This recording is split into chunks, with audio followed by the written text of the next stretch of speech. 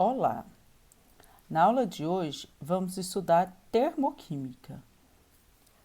Termoquímica é o ramo da química que estuda o calor envolvido nas transformações químicas.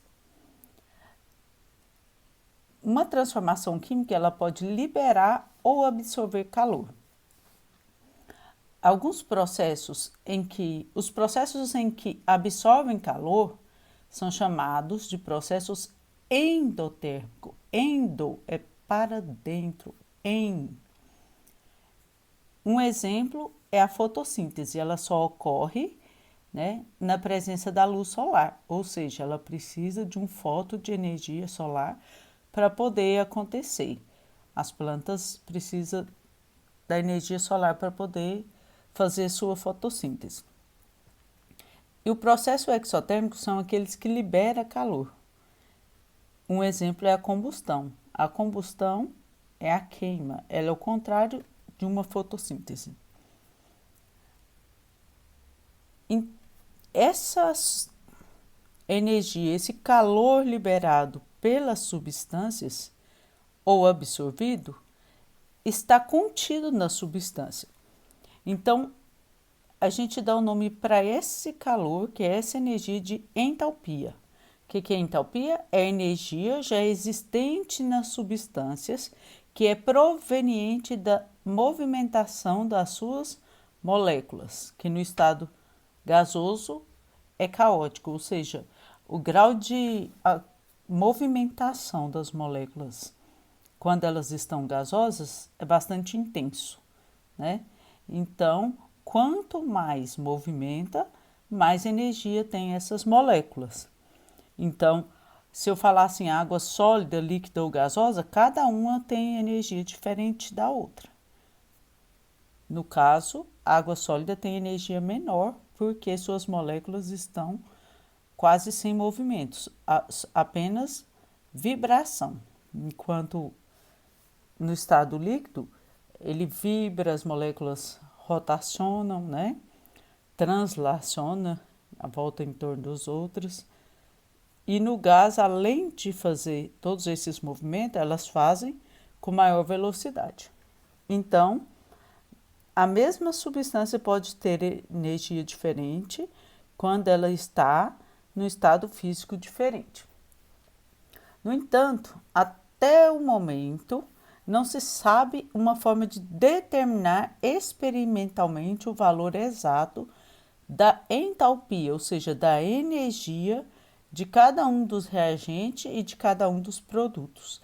Então, você não sabe, não consegue ter um valor exato de qual é essa energia armazenada em cada substância, Tanto no reagente, tanto nos produtos.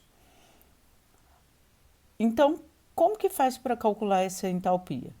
O que se costuma determinar é a variação de entalpia, ou seja, é a diferença entre os reagentes e produto. Variação é sempre o estado final menos o inicial. Então, para tal, usam-se calorímetros, Então, se você coloca uma reação química para acontecer, pega o calorímetro e faz a medida do calor envolvido nessa reação. Se absorve ou se libera, o calorímetro vai medir essa quantidade de energia envolvida na reação química, E ele é um aparelho que mede a quantidade de calor liberada, E a fórmula usada, como toda variação, é final menos inicial. A entalpia é representada por letra H. Então, vai ser ΔH. ΔH é o H final menos H inicial. Numa reação química, o final são os produtos. Então, numa reação química, você tem reagente que se transforma em produtos. Então, quem está no final? Produto. Então, vai ser final menos inicial. ΔH é a entalpia dos produtos menos a entalpia dos reagentes. Então, a gente faz os cálculos utilizando essa fórmula. Nas reações endotérmicas, né? Aqui está falando, o endo significa para dentro, ou seja, absorve calor. A energia total do sistema aumenta. Ou seja, se a substância está com energia e receber energia, ela vai ficar com energia maior. Isso a gente pode falar, por exemplo, o gelo, né? Ele tem uma energia bem pequena. E se ele receber uma certa quantidade de calor externa, ele pode ficar líquido. E você vai perceber que a energia do líquido é maior do que a energia do gelo. Da água líquida, né? É maior do que do gelo. E se evaporar, quando o processo de aquecimento, a energia da água vai aumentando. E com isso as suas moléculas vão movimentando cada vez mais intensamente, mais rapidamente. Então, isso significa que a entalpia dos produtos, ou seja, a entalpia final, será maior do que a entalpia inicial dos reagentes, né? Então, a entalpia do produto é maior do que a entalpia dos reagentes. Portanto, a variação de entalpia será positiva. Então, a gente utiliza ΔH representa essa variação de entalpia. Se o processo é endotérmico, o sinal da reação vai ser, o sinal do ΔH da reação vai ser positivo, vai ser mais. Então, quando tem um mais, quer dizer que a energia do sistema está aumentando.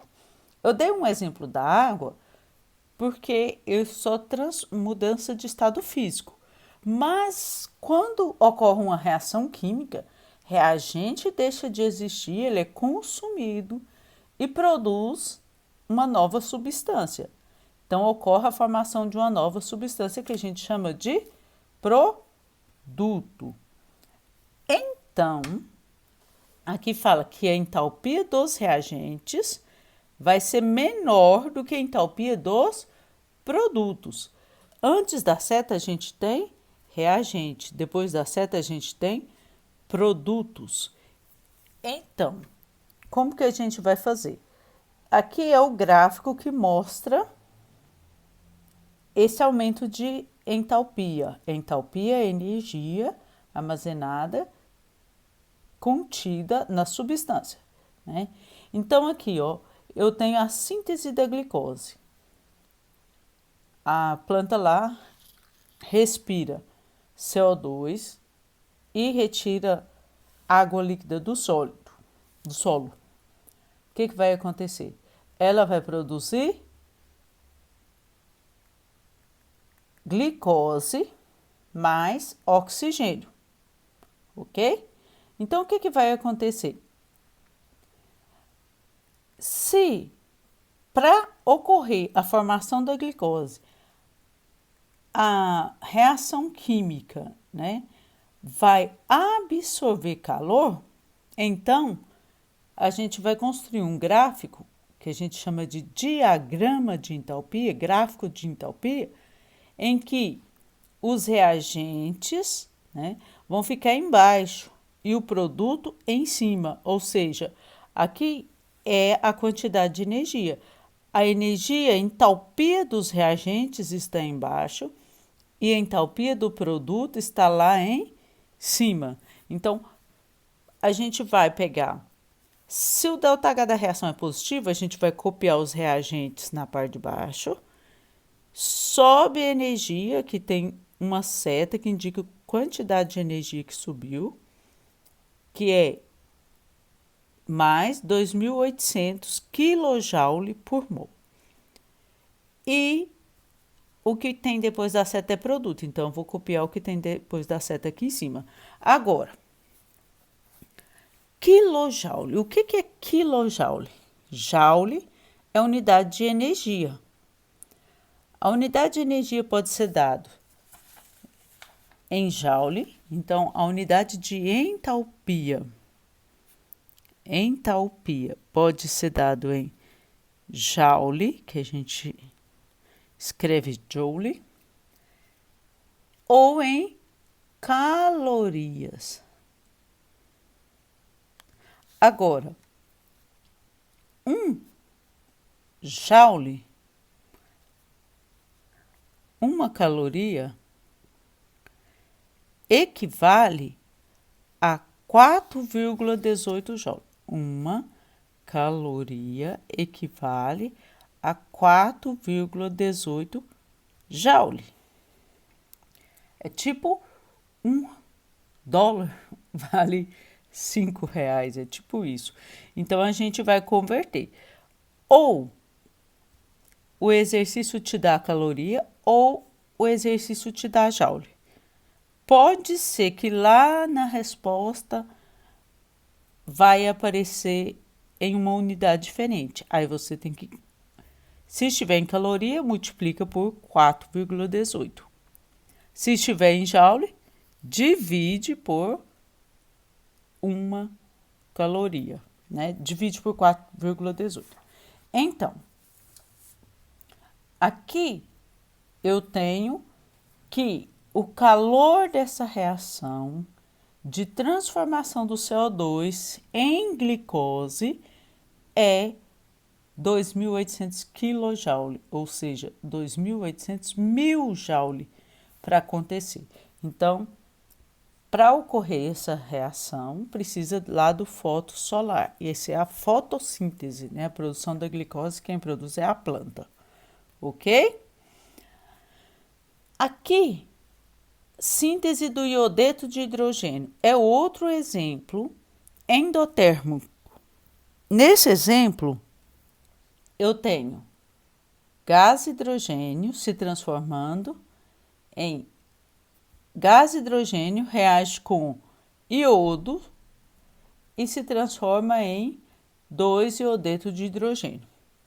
Então, nessa reação, está falando aqui, ó, o calor absorvido, então, sinal positivo significa absorvido, é 25,96 kJ.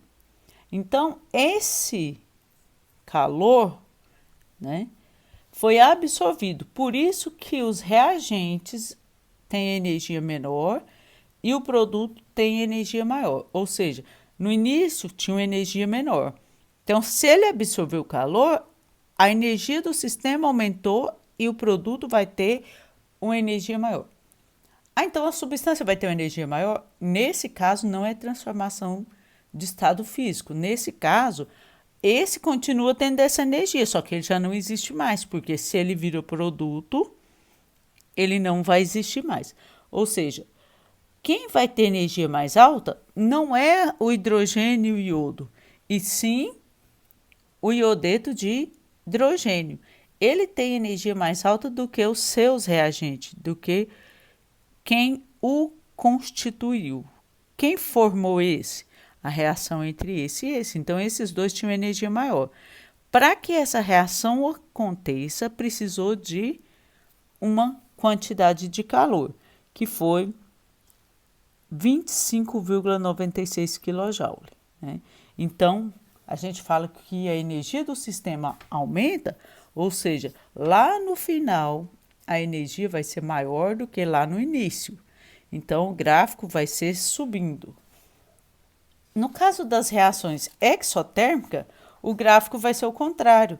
Olha, esse aqui está subindo. No início ele está embaixo, depois ele sobe. Esse aqui, no início ele está em cima e ele vai descer. A seta está para baixo. No processo endotérmico em que absorve calor, a energia aumenta, então a seta fica para cima. Nesse processo exotérmico é quando libera calor. Então, a energia total do sistema diminuirá. Ou seja, lá no final a energia vai ser menor do que estava no início. Isso significa que a entalpia dos produtos vão ser menor do que a entalpia do reagente. Aqui, ó. Entalpia do produto menor que a entalpia dos reagentes. Portanto, a variação de entalpia é negativa.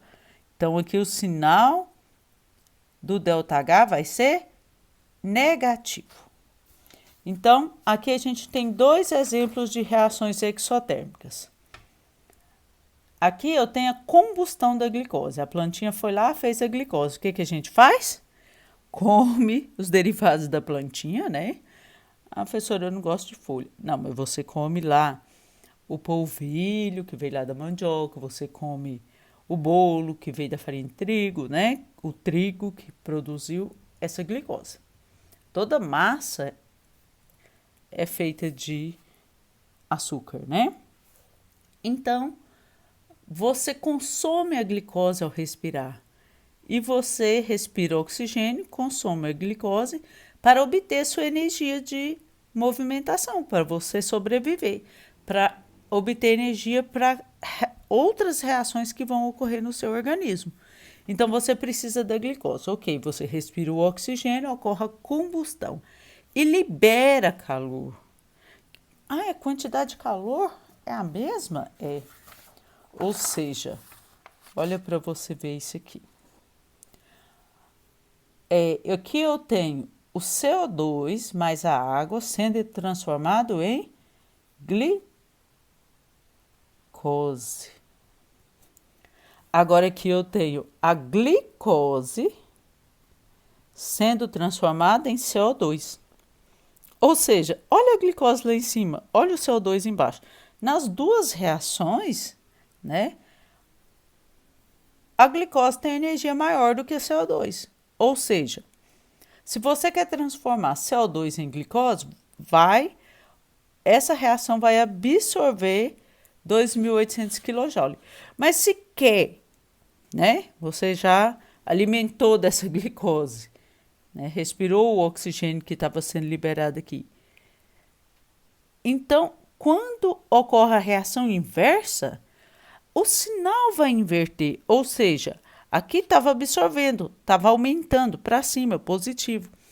Aqui vai estar liberando calor, ou seja, quando você come lá o seu alimento, você vai extrair a glicose, que vai reagir com o oxigênio, vai produzir CO2 e água novamente, que é os insumos aqui para a produção da glicose, né? É o inverso do que a planta faz, você faz. E vai o quê? Liberar a mesma quantidade de calor que foi absorvida. Enquanto a planta precisa de 2.800 kJ para cada mol de glicose formado, cada mol de glicose que você consumir, você reage, respira com oxigênio, né? Reage com oxigênio e você vai liberar CO2 mais água mais 2.800 kJ. Mais, professor? Você está liberando esse, mais esse, né? Só porque quando libera, a variação vai ser negativa. A energia está diminuindo. Ah, professora, mas a energia da glicose está diminuindo? Não, a glicose sempre está em energia alta. Quem tem energia baixa é o CO2. É que nesse caso você está convertendo a glicose em CO2. Nesse caso, a planta está convertendo o CO2 em glicose. Então, a glicose sempre vai ter uma energia mais alta do que o CO2. Cada substância vai ter o seu patamar, vai ter o seu valor, né? Então, não importa a ordem da reação, se ela está sendo, a glicose está sendo consumida ou produzida, se ela está no início, ela é o reagente, ela está sendo consumida. Se ela está no final, ela é o produto, ela está sendo produzida, né? Então, não importa se ela está sendo produzida ou absorvida ou consumida, a entalpia dela sempre vai estar em cima. Sempre vai ter uma diferença entre o CO2 de 2.800. Só porque quando ela é formada, precisa absorver. Quando ela está sendo consumida, ela vai liberar essa quantidade, essa mesma quantidade que ela absorveu, ela vai liberar para produzir novamente o CO2, que é o que a gente faz o tempo todo. Se você está respirando, com certeza o oxigênio está sendo consumido com a sua glicose. E você está liberando CO2 e água no ambiente. Então, essas duas equações eu utilizei para mostrar para vocês a inversão do sinal. Quando o reagente se transforma, se numa reação ele é reagente e na outra ele é produto, ele sempre vai estar com energia lá em cima. Enquanto o outro aqui que tinha energia menor, tanto aqui que ele é produto e aqui que ele é reagente, ele vai ter a energia menor na mesma distância. Tanto faz a distância entre a sua casa e a minha, e a minha casa a sua. A distância é uma só que uma está indo, a outra está voltando. Ok? Então, sempre, só para não confundir, o início é reagente, o final é produto. O início é reagente, o final é produto. Ou seja, no reagente aqui é a glicose, no reagente aqui é o CO2. Aqui o CO2 é produto, aqui a glicose é que está no final.